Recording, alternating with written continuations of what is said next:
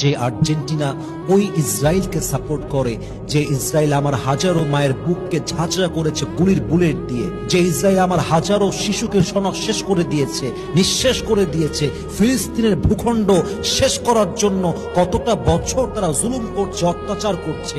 তো সেই ইসরায়েলকে যেই দল সাপোর্ট করে সেই দলকে তুই মুসলমান ঘরের সন্তান হয়ে সাপোর্ট করতে পারো কেমন করে? That is my question. তুমি কেমনে সে দলকে সাপোর্ট করো? এমন একটা ভাব, আর্জেন্টিনাকে বাজে কিছু বললে ওর গায়ে লেগে যায়, বাট নবীকে কেউ গালি দিলে ওর গায়ে লাগতে চায় না, ঠিক কিনা বলেন?